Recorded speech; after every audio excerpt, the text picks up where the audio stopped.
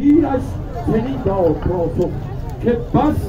به ترکی نیاید مرا یاد کس وزیر دلاور سپهبد منم هماکنون سرت را به پر برکنم فرستم به نزدیک شاه جهان تنت را ترکس کند اندرنهان. بخندید سهراب زان گفتگو به داورد او بنهاد رو چنان نیزه بر نیزه برساختند که یک با دگر باز نشناختند.